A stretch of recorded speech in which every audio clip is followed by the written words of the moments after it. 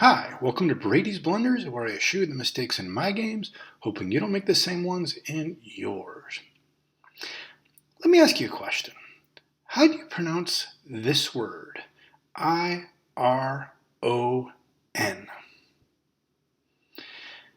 It causes my friends and families great amusement that I pronounce that word iron. And I know that's not right. I know that it's sort of a more subtle mix of iron and earn. I I just can't do it. And why can't I do it? Because it's not spelled as some subtle mix of iron and earn, and it just doesn't work. It doesn't compute in my head, and I can't make myself say it. And I try. Iron just doesn't work. Anyway, why do I bring that up? Because there's a couple episodes lately I've been mispronouncing a few words like miai. Yep, I think that's right, miai, and proverb. And miai is tough for me because M-I-A-I and me-I, it doesn't compute, but I think I can remember it. But in my mind, I almost have to spell it differently to be able to pronounce it that way. If I picture it in my mind as M-I-A-I, it's my-I, and I know that's not right, and it just confuses me. So I just need to remember the word and not picture it in my head. And then proverb, I always say proverb, but almost always, because I think of progress or proletariat or oh, maybe I'm showing a slightly left bias, aren't I? Anyway, but I know it's proverb. I just have difficulty with it. And yes, I know there are other PRO words that start with pra, but anyway, I'll try to get better. And so long as our go boards are made of wood and not iron, I don't think it's going to pose a big problem. At least I hope not. Okay, let's get on with a game. And this is a game that I started. It's a recent game since I restarted, and I'm definitely rusty. And it shows with moves like this. Anyway, this is where I really want to start discussing the game. And I'm black, and I've built a decent territorial network in the lower right. And if white lets me have it all, then it's going to be a pretty easy game for me. So when I did this, white jumped right in here. And this is how I thought about it. I've got 5 stones in the immediate vicinity of this white stone. So any fight that comes, I will have a big advantage. But additionally, I know that this move is considered reasonable by white and is played somewhat frequently. And white's goal is probably to use it as a forcing move to get some shape on the outside. So the way I'm thinking of it is I should get a good local result, probably a lot of points, and hopefully a white shape that isn't strong, that he still needs to worry about. That's my goal. And the most common move is A, but I rejected it pretty easily because what this one tries to do is secure a strong shape on the outside, but there's no guarantee yet that I'm getting a lot of points on the outside. And I'm low on the third line over here. I mean, if I developed more on the outside, maybe this would be great. But right now, I didn't particularly like it, especially because later white has the aji to come back and live like this, which is a shape I hope you all know. So I felt that this move would be a little passive on my part, and I rejected it. And I just decided to go and play here and block white from the corner and ask him what he intends to do. All right, so white answered like this, which is very common. And white's goal with this move is for me to go ahead and say, oh, I need to block you and play here. And then white can get this Atari for free. And then white can come back and play here. And at this point, he's now threatening 3 different things. He's threatening to connect underneath over here. He's threatening to come out this way. He's threatening to make eye shape with a move around here. So white would be pretty happy with this result. And I may be able to attack him, but I guess there's no guarantee of it. So he wants some variation of this. And that is why I played this, which is quite normal. This denies white the second forcing move. So he got one forcing move, but I'm not giving him the second one. And what I'm expecting is something along the lines of this. White will try to play lightly here and again threaten to make shape. If I go ahead and take away his tiger's mouth, then he can play a fast, light move again. And white's not building any territory, but what he's doing is making it so it's hard to attack him. And he's creating follow-up moves, at A and B, for example. So white's not getting points, but white's reducing my potential and getting some of his own. As a matter of fact, you can see that if white gets A, the two black mark stones might come under attack later. So this would be, I think, perfectly playable for both sides. I also have a nice follow-up at A that would make lots of points, and I'm making good points along the bottom. And white has played in such a way that he's not under a severe attack. This would be an even result, and what I expected. But white didn't play there, and instead white played here. And this is the first game problem. I was expecting white to jump out and play lightly, and instead white came in and said, let's fight. All right, so this is the first game problem. If you were black, how would you answer this? And as usual, I'm only going to suggest you pause once for this first problem, but feel free to pause for any of them. Okay, go ahead and pause now if you like. All right, I looked at this and thought white's play, this has to be bad and it has to be punishable. And I didn't think about it all that long, but I didn't want to play submissively. So what I decided is the direction that white wants to run, or should have run at, was along here. So why don't I just take that away by playing on top of him? And let's see how he answers. But this was completely wrong. And let me show a little bit of the continuation, and then I'll rewind and show you why it was wrong and what I should have played. So when I played there, white turned this way. And again, not wanting to give him forcing moves and wanting to make him heavy, I extended like this.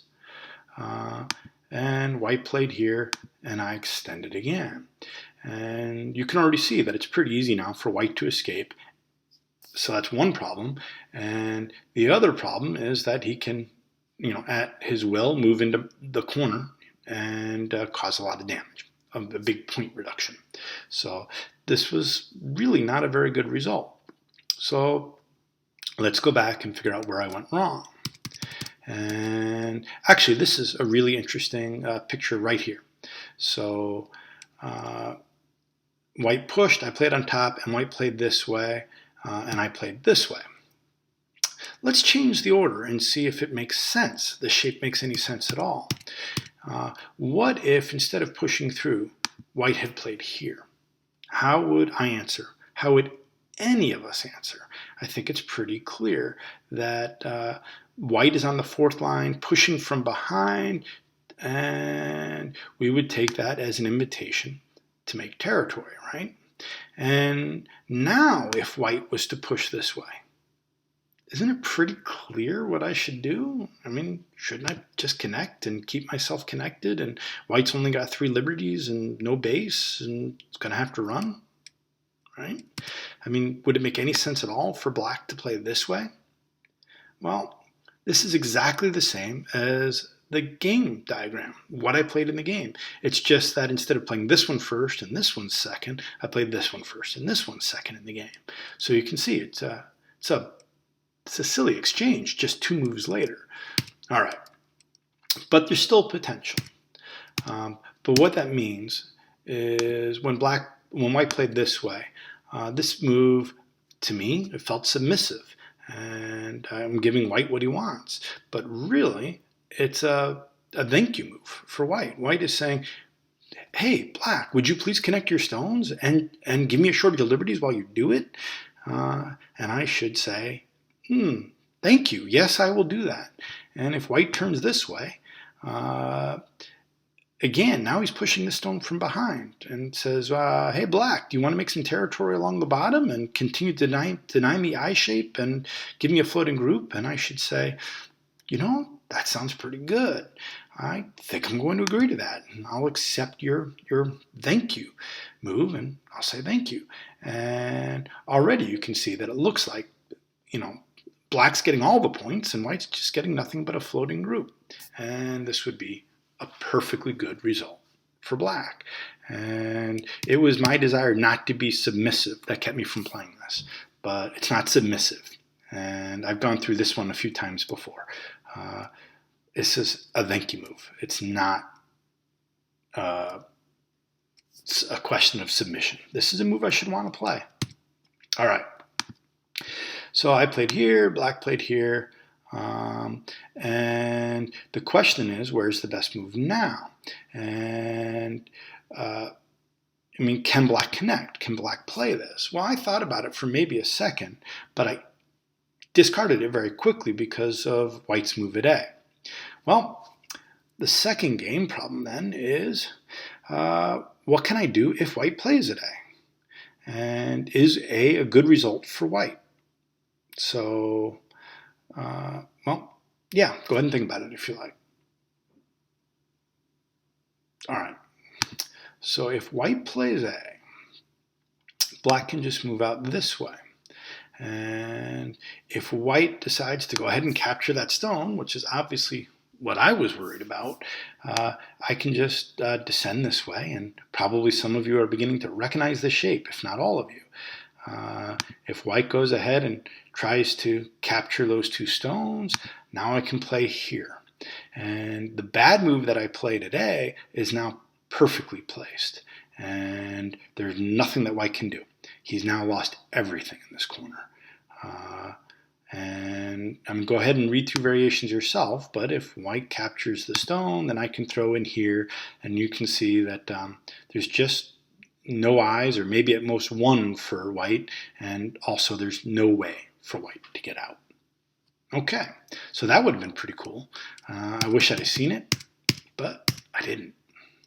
And instead I played this way. Now, when white plays this, this becomes an interesting move. And it's interesting because it can do something like the last diagram. And if white goes ahead and says, now I'm going to come and destroy you, and I'm going to take advantage of this cutting point you've left behind, I can actually still even leave it behind. And if white cuts this way, it's going to end in disaster for him. As I play a sequence like this, and again, it becomes just the same as the example problem I showed you, where white is short of eye space and can't get out. So this is the danger for white with all of these sequences, is that he's short of liberties and short of space. So magic can happen. And I really wish I could find sequences like this in my games instead of just the reviews, but maybe someday.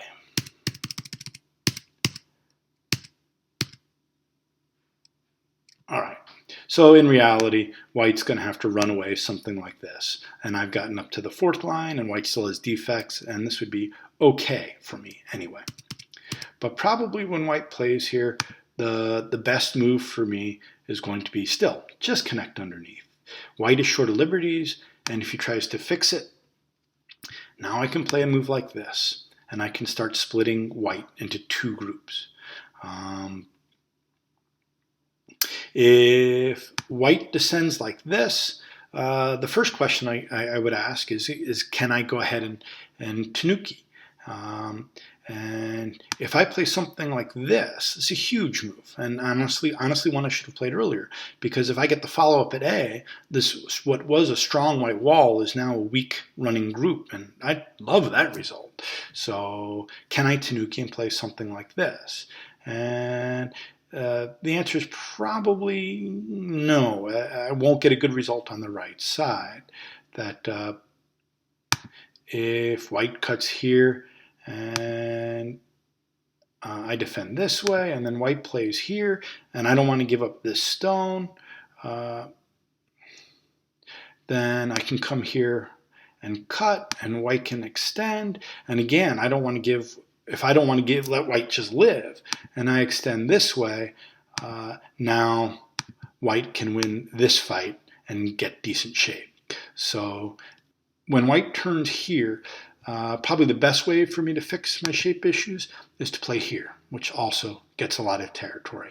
And now that same sequence for white doesn't work. And if he goes ahead and plays here, I can just connect. And I'm getting lots of points on the right.